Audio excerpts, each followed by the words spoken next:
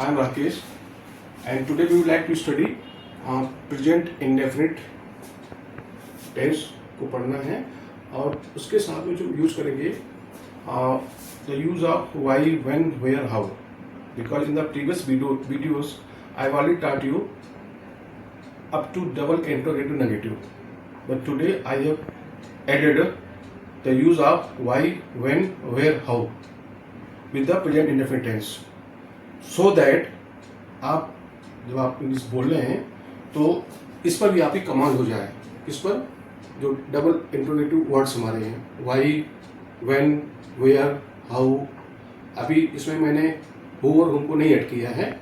तो अब हम बात करेंगे कि प्रेजेंट इंडेफिनिट होता क्या है। I think that in the previous videos I have already explained, but again I am going to repeat it कि आपने जो एक्शंस हमारे हैबिचुअल होते हैं जो और जो यूनिवर्सल ट्रूथ होता है उसको जो एक्शंस हमारे शो करें वहाँ पर हम प्रेजेंट इंडेफिनिट यूज करते हैं और सब्जेक्ट के अकॉर्डिंग हम एस और ईएस वर्ब में लगाते हैं। अगर हमारा सब्जेक्ट सिंगुलर है तो उसके हाथ में एस आता है वर्ब के साथ में, और अगर प्लूरल है तो एस को हटा देते हैं और first form of verb use करते हैं। ये सिंपल ग्रामर है।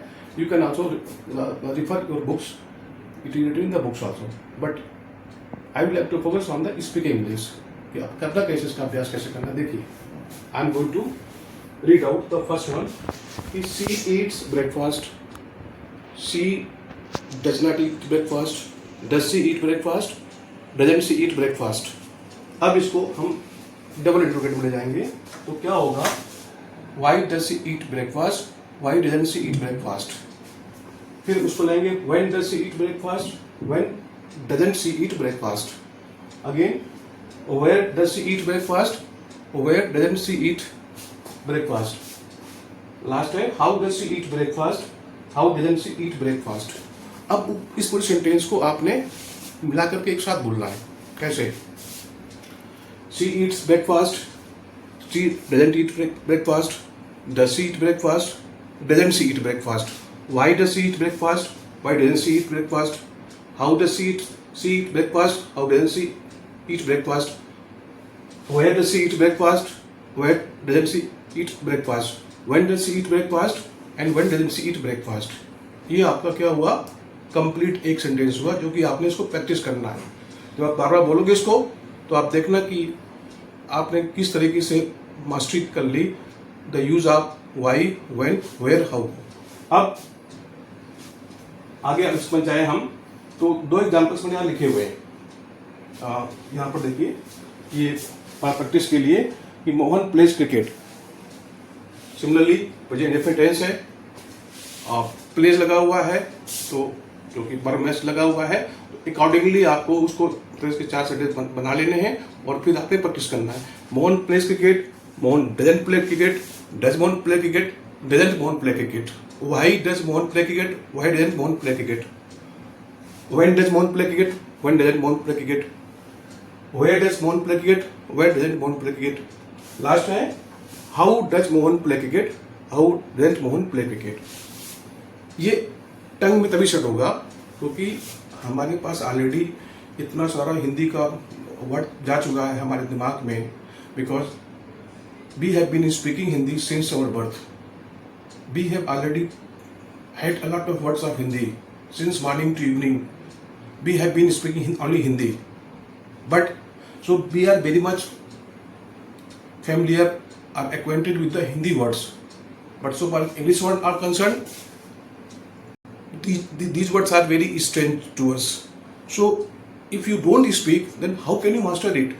अगर आप बोलोगे ही नहीं इन सेंटेंसेस को तो आप you can only read, you can only write, you can only listen. But when you will become perfect in speaking, जब तक हम until unless you learn how to speak, तो स्पीक के लिए क्या है, आपको प्रैक्टिस करना है। और अगर प्रैक्टिस करोगे the more you practice the sooner you can learn to speak. आप जितना ज़्यादा प्रैक्टिस करोगे उतना ही ज़्यादा आपको इस पर मास्टरी होगी। ये आई कैन गारंटी कि आप ठीक है, आप न्यूज़पेपर को पढ़िए, न्यूज़ को सुनिए, but it is very much important for us to interact with the people who in English only. आप जिससे बात करते हैं, यू एटलीस्ट टेक इनिशिएटिव। अगर आपको लगता है कि मेरा friend he is talking in Hindi, but you have to talk to in English only, because you have to improve. Whether he replies in Hindi or he just simply listen to you, but you have to talk to him in English because you have to improve। ये आप अपने दिमाग को बैठा लें कि यार मैंने इंग्लिश में बात करनी है। अब फिर आप देखो, अगर आप ये सोचो कि सामने वाला अगर जिससे आप बात कर रहे हो, if he is superior to you from this point of view, तो he will definitely like to correct you if you are speaking the wrong English.